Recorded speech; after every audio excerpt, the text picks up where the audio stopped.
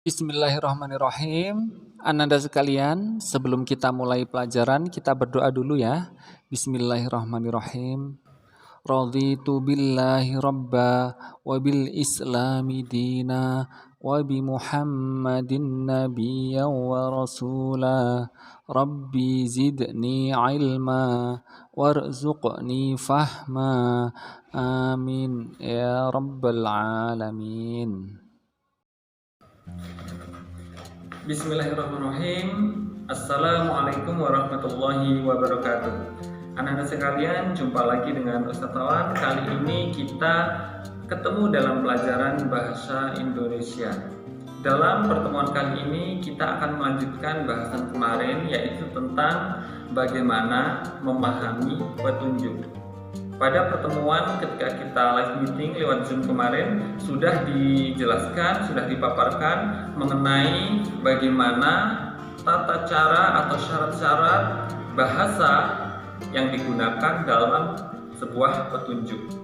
Kemarin ada 3 poin. Yang pertama yaitu bahasanya, ada yang ingat? Anda bisa buka ulang halaman 15 untuk mereview.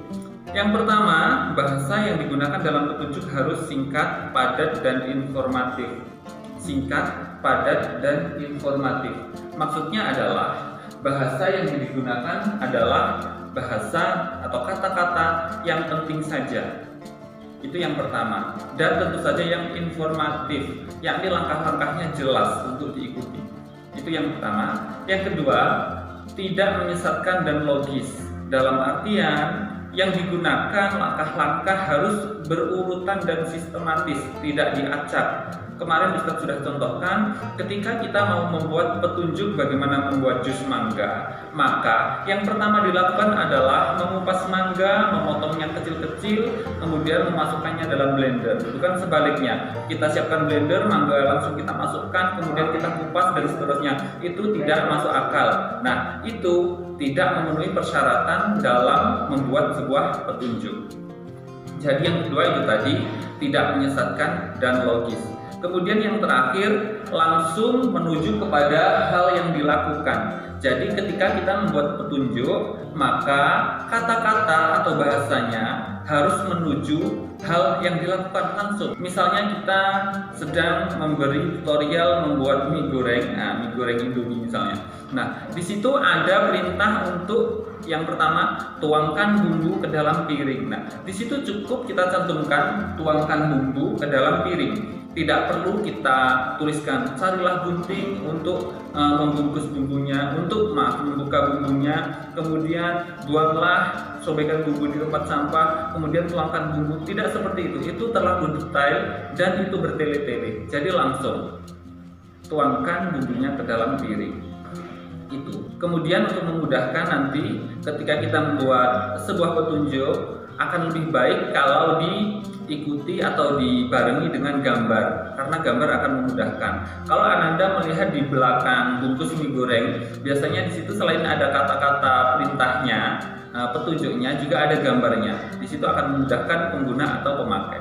Nah, Anda sekalian, itu review dari materi kemarin. Sekarang untuk melatih pemahaman Ananda bisa buka langsung buku modul halaman 17.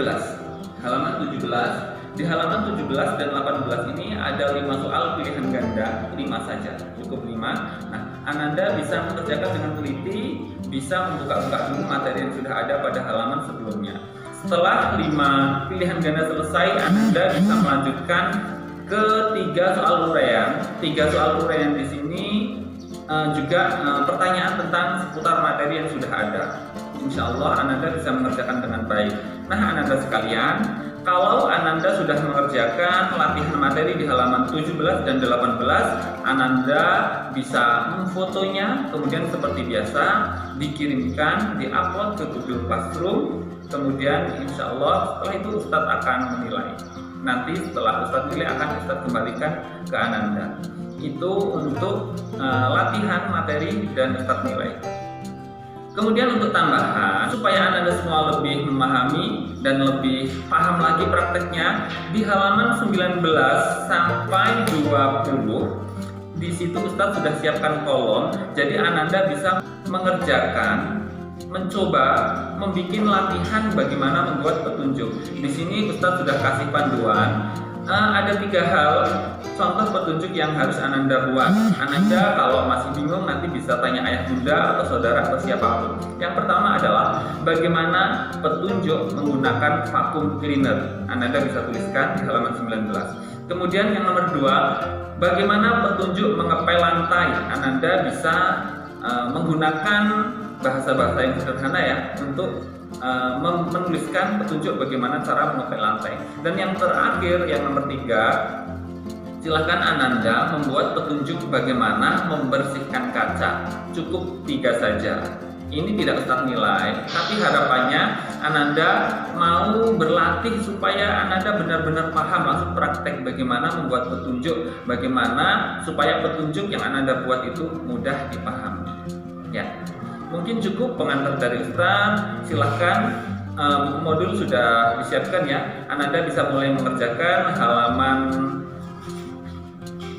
17 sampai halaman 18, kemudian untuk latihan praktek halaman 19 sampai halaman 20. Itu saja pertemuan kita pada kesempatan kali ini.